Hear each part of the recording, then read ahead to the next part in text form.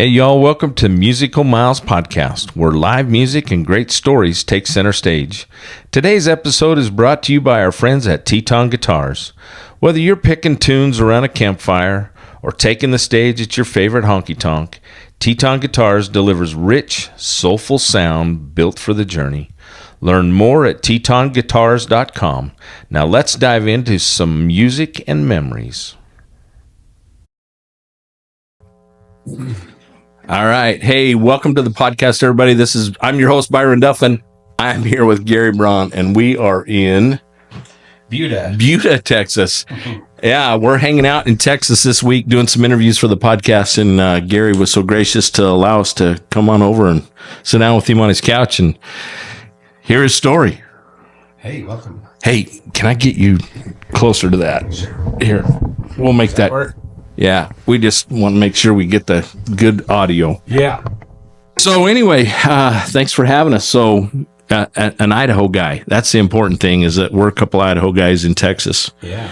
Do you claim Idaho as home or is Texas home? Oh, Idaho's my home. It's where I was born and raised, but I live here all winter, and I consider Austin kind of home too, because I've been here for 20 years now. So Right. It's kind of half my life has been down here and on the road, and half of it's been in Idaho. So Right.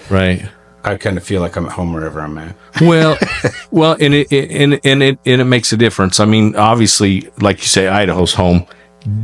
Totally different scenario, right? I mean, there's more people in the Austin metropolitan area than there is probably in the entire state of Idaho. Yeah.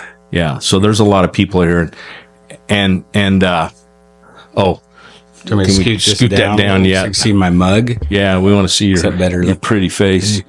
Nobody wants to see my face, but they have to. So you've been here for 20 years. You are the other half Braun brother of Micky and the Motorcars. Mm-hmm. You're the older, smarter brother, right? Yeah, older and wiser. That's what they say. Yeah, Micky's not here to defend himself. No, and that's okay. That's okay. You have three brothers. I just have two. His ears are burning, I'm sure. I'm sure. But so you guys came down here about 20 years ago, followed the older brothers down, Cody and Willie. Mm-hmm. So Cody's the oldest. Yep. And then Willie. How many years difference? Yeah, it's a loaded question. I think there's about a year and a half in between all of us. Oh, okay. Somewhere So all pretty close. Yeah. Yeah. I think there's a gap between the first two and the second. I think my dad said he gave my mom a year off for good behavior. I love it. Muzz is always classy, a good time. He's a politically correct and the whole nine yards. You bet. Well, I had the chance to interview Muzz for the podcast, and it was fun. It was really cool, and we got to sit down up at Bone, Idaho, at Steel and Joe's Bone. Oh yeah, I heard about that place. Yeah, have you not been up there? I haven't. Yeah, it's cool. You're gonna have to next time you come by Idaho Falls. It's only about 20 minutes out of town. So Yep. Yeah, I know where it's at. I don't get down to that part of Idaho very often. No, the last time you came was probably when you came and played our party for us. You remember that? Was that your guys' place? At the milk barn. I do remember that. Yeah. I just put that together that was your place, huh? Well, it wasn't our place, but it was our event. That was our deal. So it was during COVID in 20 when nobody was touring. Mm-hmm.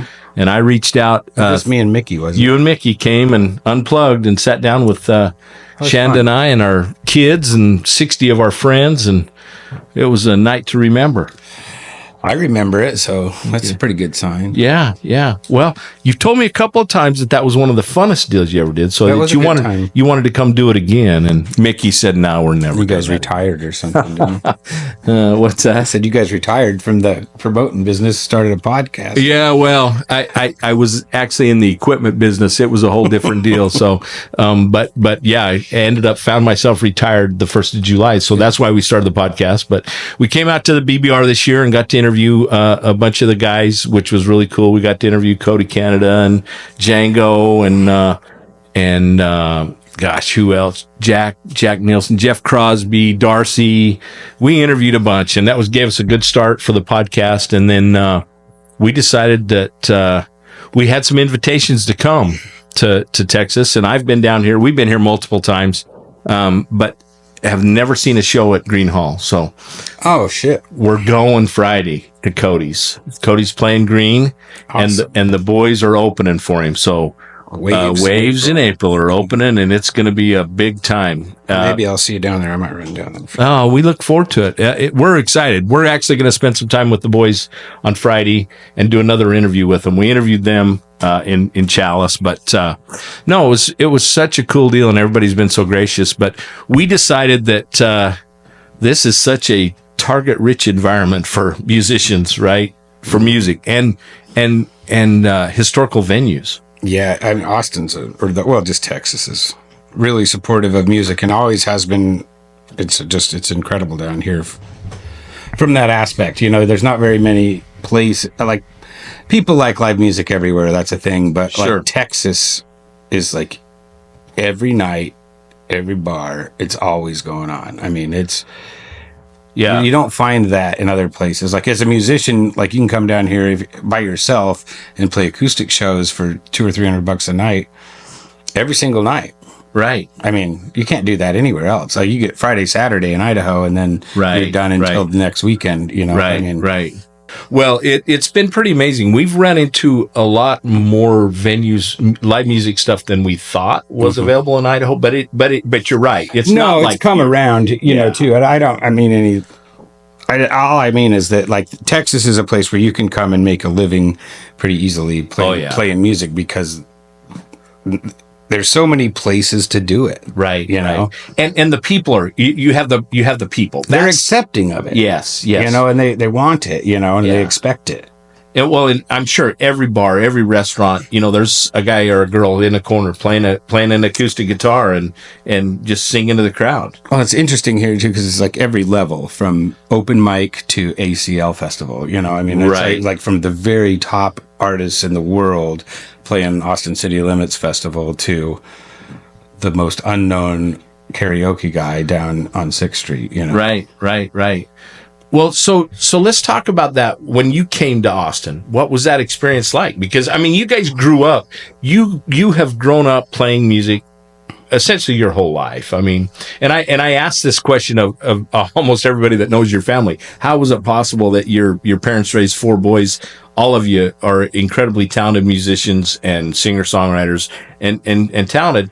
That's not the case in every family. I mean, you know, between Shanda and I, we don't have enough musical talent to fill a thimble, you know, but we love music. Yeah, it was probably kind of self-defense to some degree in my family. Like as brothers, you know, it's like you're just competitive with each other. It's like, oh, you're going to play that. Well, I'm going to play this or whatever. I don't know.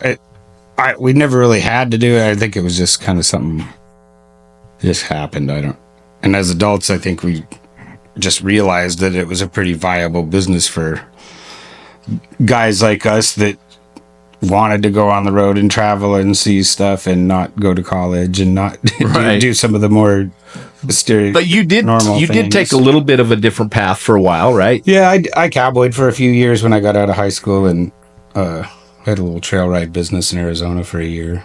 Yeah. And I ended up selling all that and that's when me and Micky started Micky and the Motorcars. And that was, I went and did the real job thing or different. Music is a real job too. Sure. Don't get me wrong, but it's a different job. And it was like at that age when you're 20 years old, and it's like, well, I can go work, 80 hours a week for nothing, or I can go on the road and be my own boss and play music and drink beer, and it wasn't a very tough decision at 21. Right. Well, I'm sure not. So, but when you guys showed up down here in Austin, of course, Cody and Willie had been here for a couple of years, or what?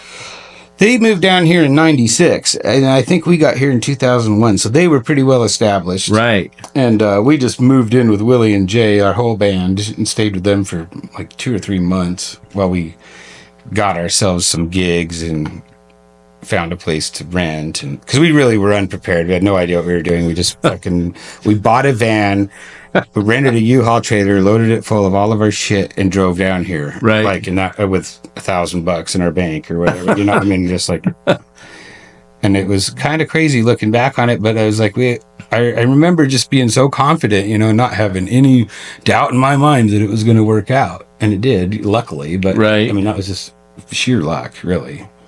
So did Muzzie and Joann pat you on the ass and say good luck, or were they a little concerned about it, or that might be a mom and dad question. I'm sure they were concerned, but my parents were always supportive of whatever we wanted to do. Sure. And they realized that I think what sort of thing is going to happen is they're going to call us and have to come home. Right.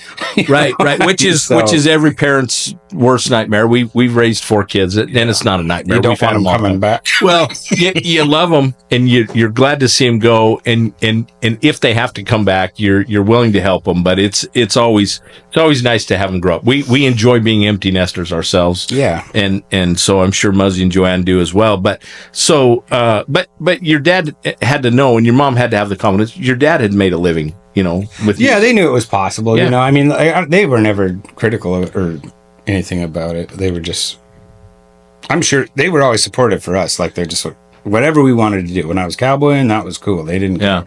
They were just like, as long as you're happy and you're not out robbing banks. Yeah, right. As long as you can stay out of jail, we're okay with that. Yeah. Well, that's good. Well, so you got down here and you camped on the boys' couch for a little while. Yeah, and then we got our own house and our own gigs, and we opened for Reckless all the time. They helped us get kind of our feet on the ground, I would say. And it just kind of, the Texas music scene is pretty welcoming, especially back in those days. There wasn't nearly the competition that there is now, and it was like us and Ragweed and Reckless and Boland and Stoney, and we were all the same age, and so we were all kind of rooting for each other, and if we had an opportunity to help each other out, we did, and that is different from like the Seattle scene and the Nashville scene or the LA scene where it was like a bloodbath, like fucking they no just helping each other out. Off. Yeah, no, it was just like it was such a competition where Texas was the opposite, which, and I think it still is kind of like that here, where it's not as welcoming, but it seems to be. Sorry, You're good. Willie Braun. Oh, he's somebody important. Yeah. Hang up. Well, yeah. Text him and tell Jay to answer my text, because we're supposed to interview Jay I think too. Jay's driving to like North Carolina or something, isn't he? Oh, I don't know. I thought that's what I heard, is he was driving back east to it. He rented a house back there. Oh yeah. Well, but I don't know. Don't quote me on that. It doesn't mean he's not flying in for the show tomorrow. But his buddy lives back there. We met him at the BBR. Yeah, Neil. No. Is it Neil? Oh, Frank Bolter. Yes, yeah. Frank was with him, and Chaz has a buddy in every town. Okay. Well, but I don't know where he's at. Anyway, he could have been in North Carolina yesterday and sitting on his couch a mile from here. Yeah, we were gonna try and sit down with Jay while we're here, and when I talked to Cody, when your dad and Cody showed up at Bone at Kip Attaway's party, Cody said, have Jay call me when you get there. And, because, maybe we could talk Cody into sitting down with us too. But anyway, this isn't about them. Let's talk about you. Even though you're all connected. I can show you where Jay lives. There you go. I lived with him for a while. Oh, did you? Okay. Here in Buda. Yeah. Yeah. But anyway, so you got down here, you got some gigs, you got things rolling, you got a lot of support. You have a great network of friends and artists here. Like you said, you mentioned Cody and Jason Boland and Stoney and, all those guys I know you guys are tight, because we've been coming to the BBR for the last 10 years, and we haven't met every year, but we've come a long time. And so we've followed a lot of those artists because of the BBR, and that's, but what amazes me, dude, that festival's gone on for over 40 years. I know this was the 40th, but really rumored to have been longer than that, probably late 70s. Yeah, I don't think anybody really knows. Yeah, and that's what your dad said. It just depends on what you consider the reunion. It's like, because there was the other band, they had their, it's like the first one I remember was in 88, and it was like it was a reunion of their high school band, okay. And that's what the Braun Brothers reunion was them getting the band back together. And then again, and then they got the Braun brothers back together who'd also broken up. And so it's just, you could ask everybody in my family and get a different answer. An answer from everybody. Well, and even and it's printed in different papers wrong. I mean, it's like there is no real answer. Right. Yeah, Just we need pick one you like. We need a historian, right? So you just pick a date. But anyway, somebody that was sober 40 back in 76. those days. Well, there's probably a few years for the Motorcars and Reckless that are a little foggy, huh? Oh, probably, yeah. But anyway, what amazed me is, I mean, we're from Idaho, and you guys are Idahoans, as far as I'm concerned. You are some of the best bands to ever come out of Idaho. Right up there with Pino, right? Yeah. He's a legend. The bust. He is the bust. So, but it amazes me how many people don't know never heard of the BBR and don't know anything about it. Yeah, it's a slow burn. Yeah, it is. It's amazing to me how slow that burn is. But anyway, so let's talk. What was your first album that you guys cut once you got down here? Yeah, our first album down here was Which Way From Here. Okay. And we recorded that at Congress House Studio, which is no longer. It's been mowed down. I think there's a condo there now. Okay. It was like the ghetto part of town. In Austin. Yeah. And I mean, it was like South Congress when we got here. Like, if you got past Old Torf, it was like, I mean, the ghetto was hookers and really drug dealers, and I mean, like, it was a little sketchy. Oh yeah, like a lot sketchy. It was a lot sketchy, and the further south you got, the seedier it got. Really, and then it kind of turned into like, this was not farmland, but it was, and this house wasn't even built yet. Right. So, yeah, it's really, this town has exploded in the last 20 years. I mean, it's like doubled or tripled in size since I got here. Yeah. Well, yeah, there's been some huge growth, even in Idaho. It's crazy. Everywhere. I mean, it's like, where does everybody come from? I mean, and it's like, it's everywhere. Yeah. And how do people afford to do what they do? But anyway, so that was your first album.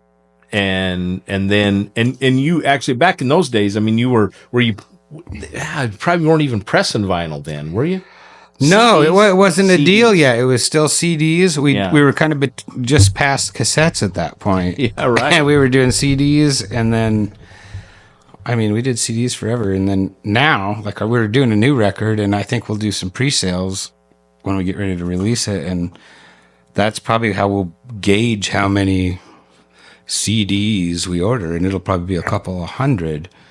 And I mean, we used to sell 20,000 CDs. Right. Now it's all vinyl or downloads. It's all digital. Well, and there's a little market for vinyl, like for the real music fans, the guys that still want to have something in their hand and hear that. Like I got a record player, I'm guilty, but it's kind of like a real music fan. They collect it. They have it's like a thing. Yeah. But it's come back to your point. Oh yeah, it's huge. Well, even our kids, it'll outsell CDs 10-1. Yeah, our kids, who are from 41 to 24, but our 24-year-old, he collects vinyl. I mean, and we have our old vinyl. I mean, from when I was a kid, the Marshall Tucker Band and the Creedence Clearwater and Pink Floyd and all those albums I still have, right? And so, and we do have a turntable, but we never play them. Well, it's fun to listen to, but you put one on, and then it's like, then it ends. 10 minutes later, it's over, and you gotta go. You're like, oh, it's silent, and then you realize, I gotta flip the record, and and we could play. You gotta be in the moment. We could play for days digital downloads, right? On our Spotify playlist, and I don't do Spotify at all. No, I just can't bring myself to do it, but I have iTunes. That's as digital as I'm getting. Really? Yeah. Okay. Well, and I think that's just because I pay for iTunes and I feel okay about that. It's I pay for Spotify. I have a paid, and I know how many downloads it takes to make you a dollar. Yeah, it's ridiculous. Yeah, I mean, you get millions of downloads and you get nothing for it. It's actually, understand it at all. We interviewed some kids in Lubbock the other night at Cook's Garage, the Huser brothers. Do you know those guys? I know of them. Yeah. Cool kids. We had a great interview with them, but he got up on stage and he was singing. He was telling a story about, they got it. Finally, one of their songs reached 1 million downloads, and we've made it. He said, and we took that money and we bought us 2 chicken McNuggets. Yeah. Or 2 chicken McSandwiches or whatever it was. And he said, yeah, I mean, there's just. Yeah, I got some notification the other day for like 1 million downloads on Lost and Found, which is one of our oldest, off one of our first records. And I was like, where's the check? Yeah. They send you a notification like, congratulations. Congratulations, 1 million downloads. Yeah, here's your $12. And here's your $12. Jesus Christ. Yeah, it's ridiculous. Yeah, it is absolutely nuts. Well, and that's what people don't understand about the music business either. And we're learning. We've learned some quick lessons in this deal, and it's not as lucrative as most people think. No. The sad part is people are stopping. They're not making records. Like a lot of bands aren't even making full albums anymore. They're just releasing songs or singles or whatever. Yeah, they could just. And I understand that's the climate, but it's like, as an artist, it's like I still like the process of making a record and spending 4 or 5 years writing the songs for it, and sure.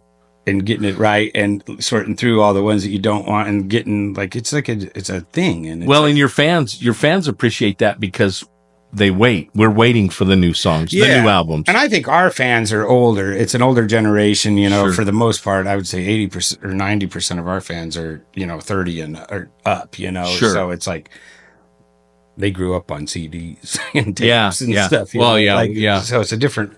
Yeah, I grew up on 8-track, so that's how old I am. 8-track, not even cassettes. I mean, we had cassettes, but I'm telling you. Well, now they're not even listening to whole songs; they're just taking chunks of them and putting them in their TikToks. And stuff. My and it's gosh! It's like you're just a pawn in the play now. It's interesting. Yeah, it is. It is very interesting, and I don't know what the answer to it is or what the future holds. What do you think the future holds in the music industry?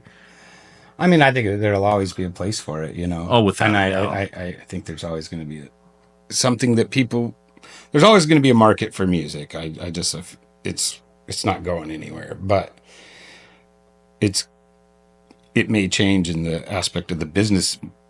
They might choke out a lot of to where artists are really just working real jobs and music becomes a side gig for them and stuff, because it is not getting any easier to go on the road when motels are $200 or $300 a night. Right. In some towns, Right. It's like even Boise now, it's like you go up there and on the wrong weekend, it's $300 a night for a dump. Oh no. I mean, it's crazy. And if you think about a band with, have to get 4 or 5 hotel rooms at that price. Sure. Plus their fuel and all, at that price and all that. It's not just the economy, it's just the whole thing. But our pay is the same. We're still charging $20 to get it, which is $10 more than we were charging 10 years ago. Which is stupid. It's ridiculous what somebody and this is what amazes me is that the people bitch about what it costs to get into a concert, but I would too if I wasn't going to watch it. Half of them come in. Well, have come in and they're on their phones and they're talking. That's a strange concept. Listen, I got exposed in the last 3 weeks to the songwriter festivals. Yeah, they're different. Way different, but wow. I mean, people are there to listen. Mm-hmm. That's what I mean by they're not. They're different. It's a total appreciation for the craft, for the musicianship, and for the ability and to hear the backstory. And that's one reason why we did the podcast. Well, this is what interests us is the backstory about that. What made you write that song? Because you guys perform some music that you didn't write. Obviously, you do Pino stuff, you do Alejandro's stuff, you do some, a lot of stuff. But you also write a lot of your own stuff, and so it's cool to find out and hear those stories about those songs, why that came about. The one you wrote about Lions of Kandahar, that's kind of a cool story. Yeah. I met that guy, Rusty Bradley, who that song's about. He's a retired major Special Forces team leader.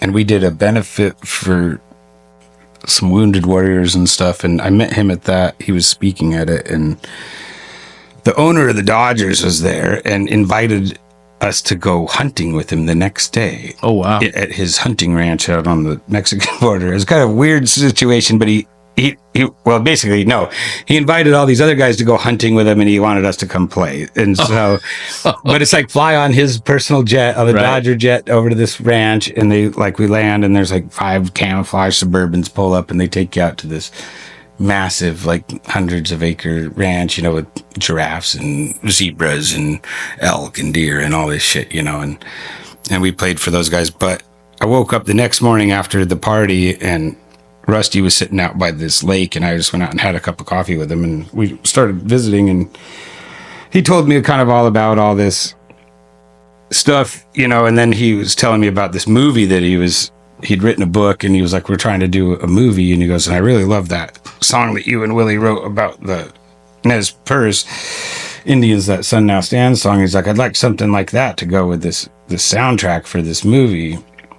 And so he gave me a copy of the book, and I read the book, and I tried to write that song, dumb a whole book into 3 minutes. That was the biggest challenge, right? And make it make sense and not be like a power ballad or too cheesy, or It's like kind of, it was a tough song to write. It took me like 2 years, and I finally got it done. And I sent it to him, and he's like, "Yeah, I love it.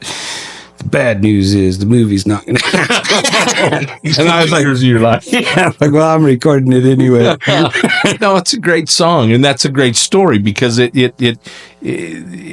explains it. Because most people, if you didn't know that, they go, "What the hell's Gary writing about? What is that?" Yeah, I wrote it from his perspective too. Sure. So it's like, I tried to tell the story like I was there, which I clearly wasn't. Sure. But but it was all based off facts and stuff that these guys really went through, and kind of coming back to reality in America. Yeah. And it's like, these guys have a hard time letting go when they like Rusty got retired because he got injured, and so he just doesn't know. He's a retired major in special forces. He did, I think, 6 tours of duty, oh, wow. As in combat. So when they come out of that stuff, it's like, they don't know anything else. And it's like, it's such a huge, he was in service for 25 years. And so it's such a part of his life that like, oh no, yeah. It's like they have a hard time getting back into the civilian lifestyle. Yeah, acclimating into it's normal like, what do you life. do? Yeah, it's just like, I'm not used to going to my kids' soccer games and stuff, And every time I hear a loud noise, I flinch, and it's just like, he's like, it's been a real adjustment for me. Yeah.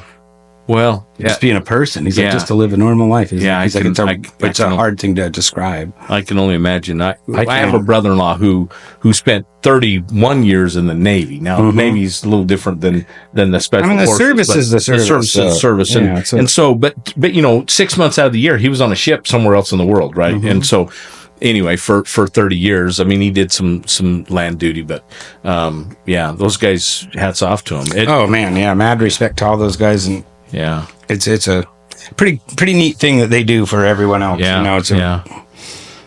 Cool, very cool deal. Well, the other thing, we got all these baseballs lined up back here. I know you guys are all baseball fans. Willie and your dad wrote 42. Mm-hmm. That's a great song. We got to hear them play that. Actually, I thought it was at the BBR, but it wasn't. It was in Idaho Falls. They played it at the theater there. When Reckless was playing. But anyway, we heard that there. But your dad played another baseball song for me when I interviewed him. Oh, yeah. Yeah. Keep Your Eye on the Ball. Huh. That was kind of cool. I don't know if I heard that one yet. But so you guys are all baseball fans, obviously. So are you, right now we're in the middle of the playoffs. Dodgers Yanks World Series. Yeah. It's decided, yeah. And my dad's a Yankee, now and I'm a Dodger fan, so it's going to be he told me, aren't you and Micky both Dodger fans? Yeah. And Cody and my dad are Yankee fans. Where'd Willie fall out of this? He's Red Sox. He's a Red Sox. Well, isn't your mom a Red Sox fan too? Yeah, my mom's from Massachusetts. Yeah, so it's all in the family. Well, I was telling your dad, so Michelle and I used to work for the winter home of the Chicago Cubs. Oh, yeah. And your dad said, I'm sorry. And I said, hey, you know what? There's no bigger fans than Cubby fans. The Cubby fans are diehards. They're insane, yeah. Yeah, and our youngest, Gage, is a big-time baseball nut. His goal is to get to all the parks. Awesome. He's been to 12, I think. Cool. Already. And he's only 24. So he's hit on his way. I have.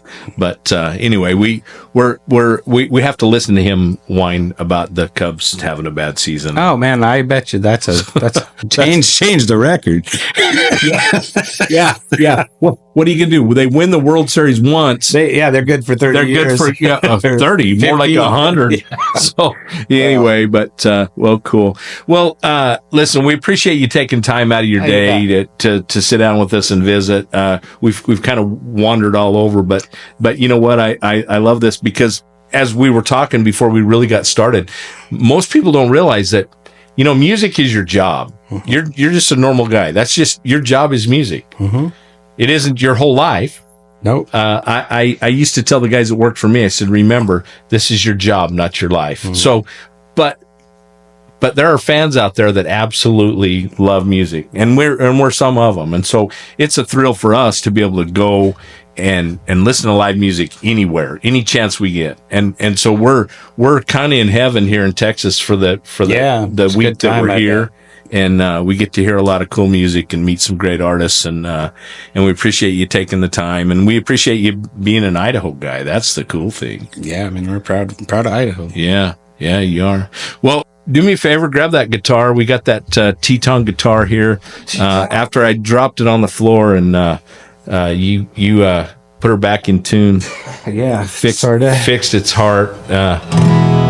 Plays whatever suits you. Trying to think of something. I'll play a new one that me and Willie and Jeff wrote recently. Perfect. There's a certain sadness that you know.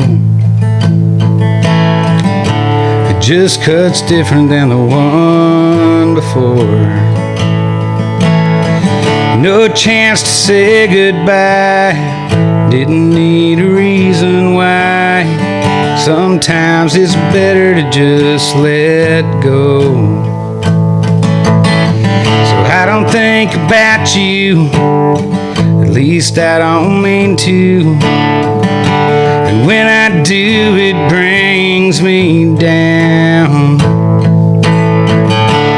Maybe I need you, but I don't deserve you. So what's that say about me now? I should've took the long road, should've thought about tomorrow. I was busy living day to day, and both you and I know I won't be better off alone. Only have ourselves to blame. There wasn't any high road left to take. This place feels empty, and I've been waking up lonely. It broke my heart when you left town. Was it really that easy to forget about me? So what's that say about you now? I should've took the long road, should've thought about tomorrow. I was busy living day to day, and both you and I know I won't be better off alone. We only have ourselves to blame. There wasn't any high road left to take.